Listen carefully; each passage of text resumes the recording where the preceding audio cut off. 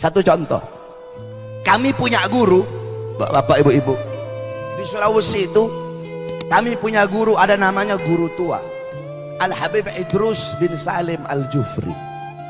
Beliau punya murid, ada satu murid beliau namanya Haji Amin. Ini murid sangat taat, sangat patuh sama Habib Idrus.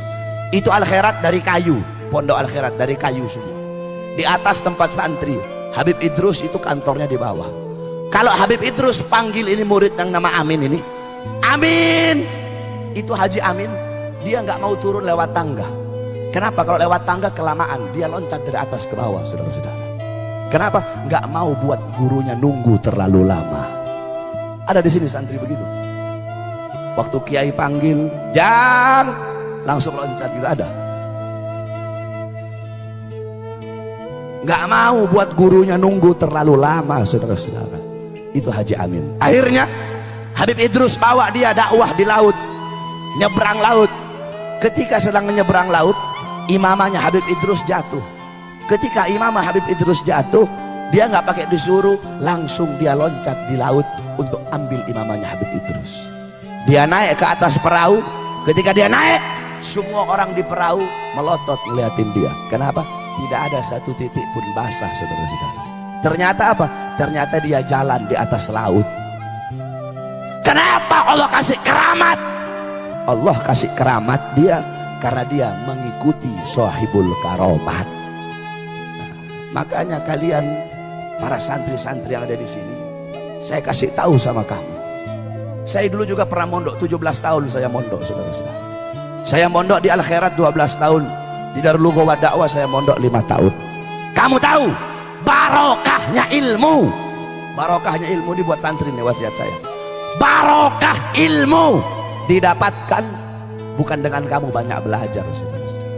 Bukan dengan banyak belajar, bukan. Barokah ilmu didapat dengan khidmat kamu kepada seorang guru. Melayani seorang guru, berbakti kepada seorang guru. Kamu belajar sampai kepala kamu botak, belajar Alfiyah, belajar Syarah Ibnu Agil, belajar Fathul Mu'in, sampai botak kepala kamu.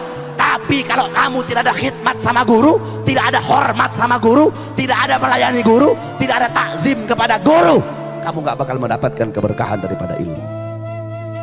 Kamu tahu, saya cerita sama kamu, dalam kitab dijelaskan ada satu cerita, yaitu ada satu orang soleh namanya Syekh Ali bin Abdillah Baros.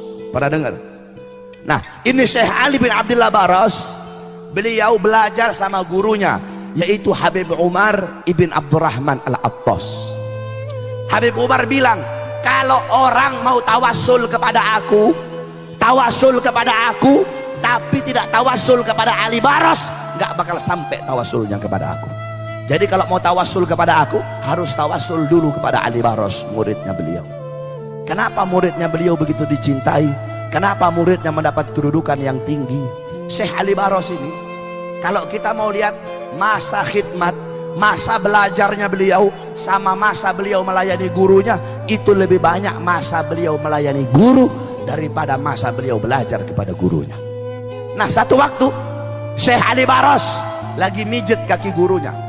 Ketika sedang mijet kakinya Habib Umar bilang sama murid-murid yang ada di situ, Nabi Allah Khidir alaihissalam udah ada di depan pintu gerbang.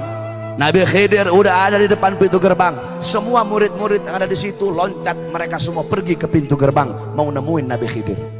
Kecuali Syekh Ali Baros, tetap beliau mijit kaki gurunya. Nggak ada urusan mau Nabi Khidir kayak mau Nabi siapa kayak, kata beliau, tetap beliau pijit kaki gurunya.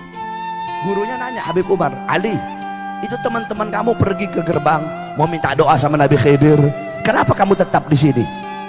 Apa kata Syekh Ali Baros? Guru, kenapa saya harus menjumpai Nabi Khidir sedangkan Nabi Khidir datang ke sini pengen berjumpa denganmu?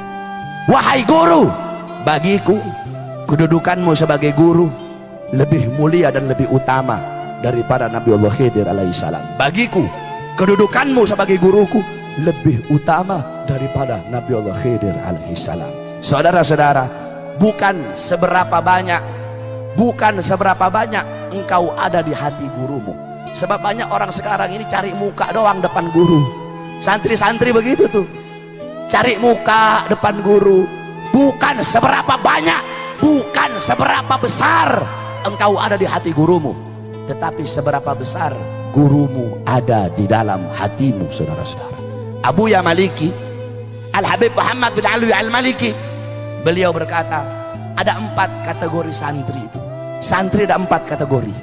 Kata beliau, pertama, santri yang pandai, santri yang zaka, santri yang pinter, yang satir, yang alim, santri yang pinter, kemudian melayani gurunya, khidmat kepada gurunya. Ini golongan pertama.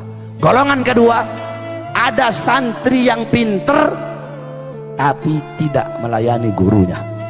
Golongan ketiga, ada santri yang bodoh melayani gurunya.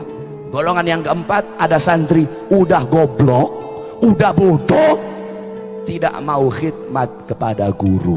Nah, dari 4 ini yang paling utama yang pertama, pinter melayani guru. Dari 4 ini yang paling hina yang keempat, udah goblok, lapar goblok, kenyang goblok, tidak khidmat kepada gurunya.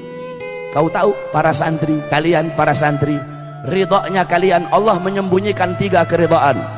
Pertama, keridhaan seorang anak, Allah letakkan melalui keridhaan orang tuanya. Kedua, keridhaan kepada seorang istri, Allah letakkan meridhoi keridhaan suaminya. Ketiga, keridhaan Allah kepada seorang santri melalui keridhaan gurunya. Ada satu cerita tentang ketaatan seorang santri kepada gurunya. Syekh Abu Bakar bin Salim, beliau punya murid Syekh Babakhromah namanya. Satu waktu Syekh Babakhromah mau belajar sama Syekh Bakar bin Salim. Kata Syekh Bakar bin Salim, kalau kamu mau belajar sama saya tes dulu. Saya tes, kamu cari gunung yang tinggi, loncat ke bawah. Lihat Syekh Bakar bin Salim itu. Akhirnya karena Syekh Babakhromah pengen belajar sama Syekh Bakar bin Salim, nggak apa-apa, dia cari gunung yang tinggi, kemudian dia loncat, saudara-saudara. Ketika dia loncat, udah ternyata nggak apa-apa. Dia pergi ke Syekh Bakar bin Salim, udah wahai guru, kata Syekh Bakar bin Salim, tadi kamu loncat merem atau melek? Saya loncatnya merem. Ulang lagi, nggak boleh, harus melek kamu, nggak boleh kamu merem. Naik lagi nih Syekh Babakhromah ke atas gunung, dia loncat ke bawah. Ketika dia loncat, dia melihat malaikat sedang nampung dia sehingga dia nggak apa-apa. Itu yang pertama. Yang kedua, kata Syekh Bakar bin Salim, kamu pergi ke masjid, ketika orang-orang sholat ngadep kiblat, kamu sholat membelakangi kiblat, kata Syekh Bakar bin Salim. Beliau ngetes ini murid yang mau belajar sama beliau. Jadi udah, orang-orang sholat ngadep kiblat, beliau sholat ngadepnya begini, membelakangi kiblat. Ini orang-orang yang sholat bilang, wah ini orang sudah gila ini. Orang sholat ngadep kiblat, kok ini orang membelakangi kiblat. Ketika sholat, dia sholat membelakangi kiblat. Ketika dia sholat, dia gemetar, saudara-saudara. Kenapa? Dia lihat ada Ka'bah di depannya dia. Nah, yang ketiga ini yang paling berat. Kata Syekh Bakar bin Salim, kamu pergi ke Aden. Di Aden ada satu wali, namanya Habib Abu Bakar Al-Adni. Kamu pergi ke sana, kamu hina dia. Wah, ini paling berat ini. Akhirnya udah dia menjalani perintah gurunya, dia pergi ke Aden. Dia bilang, wah Habib Abu Bakar lagi duduk sama murid-murid, kalau saya hina depan murid-muridnya, habis saya dihabisin sama murid-muridnya. Nah, Habib Abu Bakar kan wali, jadi walaupun dari jauh Habib Abu Bakar bisa dengar apa yang saya bilang. Ngomong dia dari jauh, ya Habib, setinggi-tingginya ilmumu, lebih tinggi ilmu guruku Syekh Abu Bakar bin Salim.